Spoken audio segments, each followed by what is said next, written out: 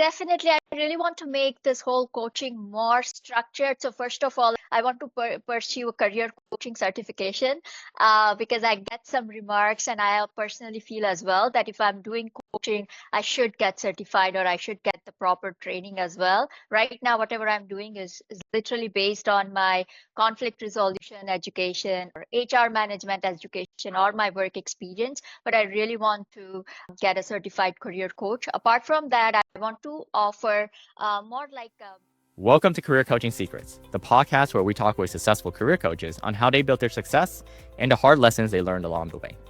My name is Davis Nguyen, and I'm the founder of Purple Circle, where we help career coaches scale their business to 7 and 8 figures without burning out. Before Purple Circle, I started and scaled several 7 and 8 figure career coaching businesses myself and consulted with 2 career coaching businesses that are now doing over $100 million each. Whether you're an established coach or just building your practice for the first time, you'll discover the secrets to elevating your coaching business. Hey everyone, welcome to another episode of Career Coaching Secrets podcast. Today my guest is Dhara Majmundar, one of Canada's top corporate recruiters for 2021, 2022, and again in 2024, a LinkedIn top voice, mentor, coach, college professor, and powerhouse in tech hiring. She's helped thousands of professionals land roles in IT, cybersecurity, engineering, and artificial intelligence. And as a recruiter, team leader, and coach, she brings a unique perspective on what hiring managers really look for. She's also an MBA candidate, certified HR professional, and a Lean Six Sigma Green Belt, and the definition of a lifelong learner, with 450 books under her belt in the last 10 years. Dhara, welcome to the show. Excited to learn from you today. Thank you so much for having me here. I'm equally excited.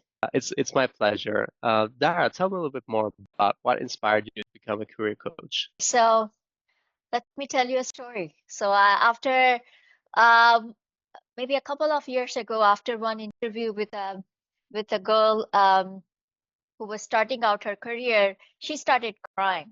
And I thought, oh my gosh, I made somebody cry during the interview. And she told me that I'm so happy that I'm crying. I'm like, what made you cry? She said that nobody gave me feedback after the interview. And it's been 6 months. I'm looking for a job and I'm really struggling to understand how I can improve my interview presence or what am I doing wrong. You are the first person who actually told me something that I can use and I can improve in the next round. So that moved me. Her reaction moved me. And I realized that there are so many job seekers who want that feedback. But being a professional, sometimes I have my own limitations as to how much feedback I can provide to them and how much I can help them. So that made me become a career coach. And how does a journey look like after you started your coaching business to where you are at today? Well, it was a roller coaster. Initially, I was not charging anything. And because I wanted to be helpful and I wanted to have a service very accessible. But then I had a lot of bad experiences. I think people don't value something if free, and they may not even show up for the session, whereas I'm really putting in a lot of efforts and managing times. So I start slowly and gradually I started charging a little bit, but then I realized that I'm really underestimating myself and the services I'm providing. And I cannot just stop after 10 minutes, or I cannot let them stop after 10 or 20 minutes. So my service was really like a lot of time consuming, a lot of energy and efforts I was putting in, and I was seeing that people are getting benefited out of it. And then I was also approached by a lot of other career coaches that how come you're not charging anything, or how come you're charging so low? You are breaking the market. So there were a lot of dynamics around it. So in terms of my journey, I started with free career coaching to adding a little bit of amount into it, and then slowly and gradually I actually added more amount to what I was charging, with limited time period and giving more value and being very selected as to who I'm going to coach, have a communication with. And who do you typically coach? Who do you typically work with? What is the ideal client? Well, it's a variety of spectrum. So I get a lot of freshers, newcomers, recent graduates, people who want to change their career. Many are already in the middle management or middle of their career, and they're stuck and they're not able to progress further. So literally newcomer or fresh graduates to the senior employees, I get all of them. And not just the newcomers or people who have recently come from Southeast Asia, for example, but even born and brought up in Canada per se, and still struggling. So I usually work with North American candidates so that I don't have to struggle with the timelines and that's why I kind of avoid outside candidates, but I do get a lot of requests from all across. I just stick to North American EST time zone. And what marketing channel do you think is working best for you right now? What is the primary way of you connecting with potential clients? So LinkedIn is my only primary way of connecting with people. And to tell you the truth, I'm not even putting in any additional effort. I get tons of messages and who is looking for a job, and they ask me if I have any suitable opportunity. So if I don't have anything for them and I realize that, their LinkedIn profile is going somewhere else, they're looking for the job which is not related. So I asked them that, I don't have any relevant job, but if you are looking for some more guidance, you can always use my services. So that's the way, I kind of keep on getting candidates or clients.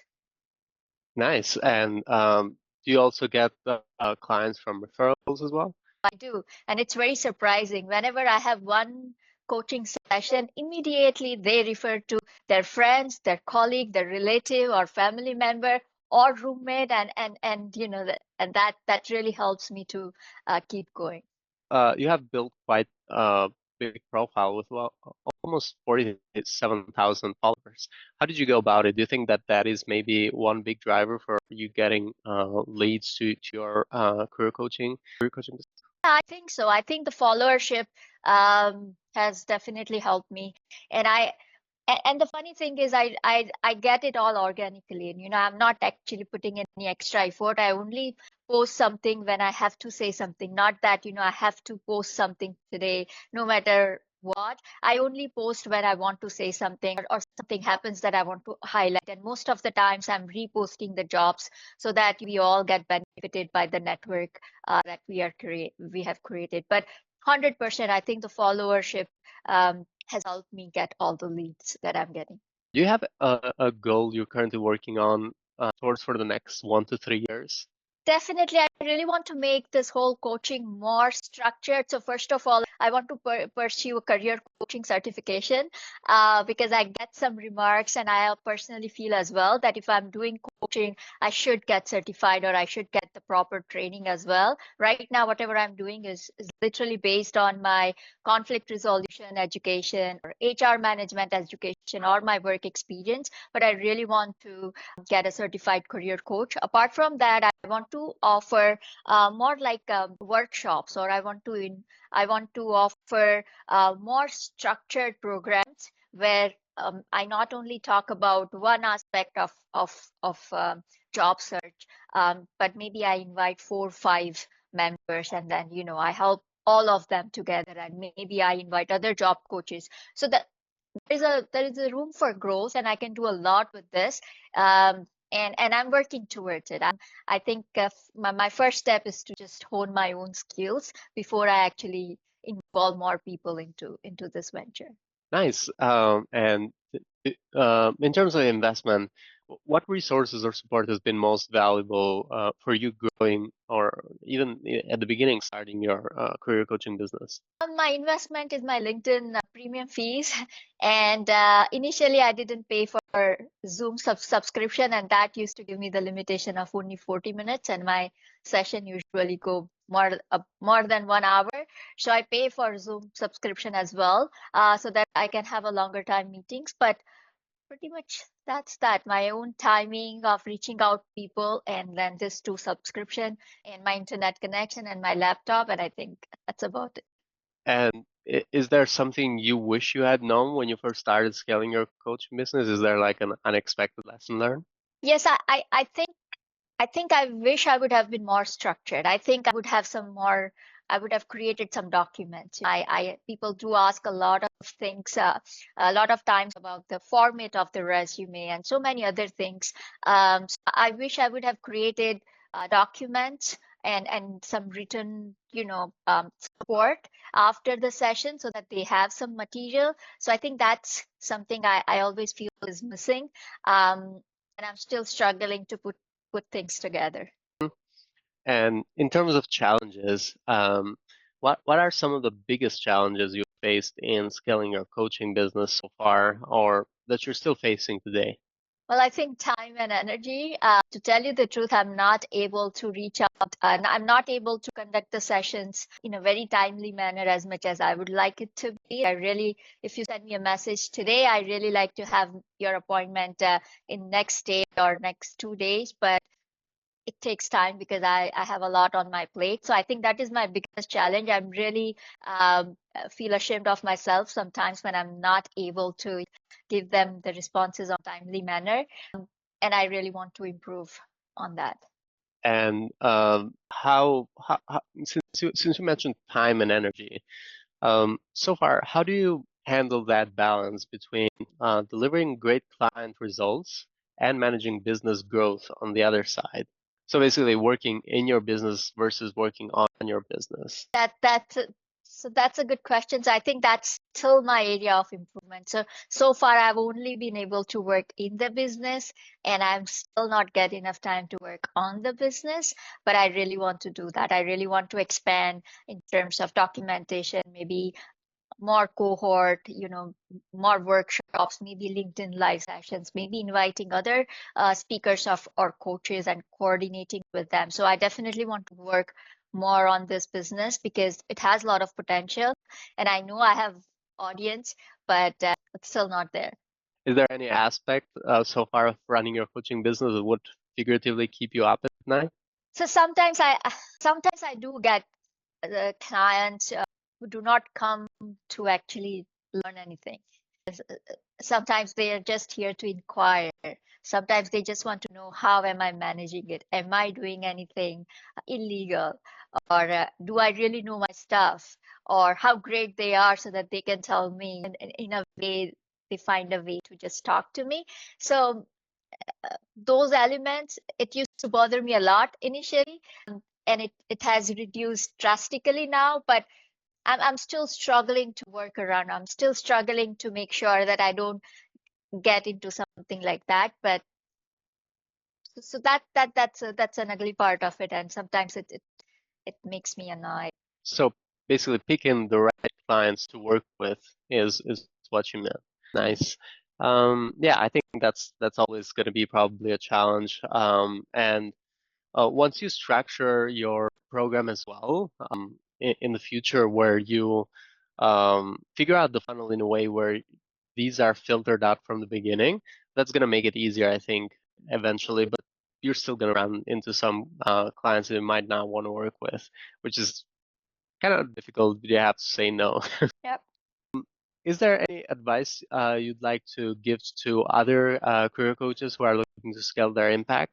Certainly. So I have been approached by a few career coaches, and they have told me that what to do and how to scale the thing. My advice to them is that start slowly and start with low cost. I've seen that just because they have 25 years experience doesn't mean that you start with 500, or 600 like that. That you also need to see who your clients are and what are their capacity. And you first of all you need to establish yourself. Just because I decided one fine morning that I want to be a career coach, and just because I know that I can do it well, not everybody is going to buy it right away. So you have to start slowly and gradually. Maybe provide some free services initially. Maybe keep a short-term communication, right? Maybe learn about their portfolio first, and then figure out if you can really help them. And then once you create your audience, then slowly and gradually, maybe you put in some more price. And again, it has to be something that is affordable and you can justify what value you are delivering and what value they are receiving too. So I think a lot of career coaches have lots of aspirations, but they're not able to go much far because they don't understand, I think, the business aspect of it. And I think that's where they're lagging behind. And that's what has worked for me. I never started by asking $500 in the first go. I really started providing free service, and then I was charging $10 and then $20 and then $40 and stuff like that. So I really made sure that I provide them the value and knowledge and experience that they require before I actually increase my price for them. Thank you so much, Dhara. Well, it's been lovely having you on the podcast. For anyone who wants to find you or connect with you, they can find you at Dhara Majmundar on LinkedIn, and they can also, if they wanted to chat with you, they can book an appointment, coffee chat, or anything like that. So it's been a pleasure having you on the podcast. Thank you so much for coming, Dhara. Thank you so much. That's it for this episode of Career Coaching Secrets. If you enjoyed this conversation, you can subscribe to YouTube, Spotify, Apple Podcasts, or wherever you're listening to this episode to catch future episodes. This conversation was brought to you by Purple Circle, where we help career coaches scale their business to 7 and 8 figures without burning out. To learn more about Purple Circle, our community, and how we can help you grow your business, visit joinpurplecircle.com.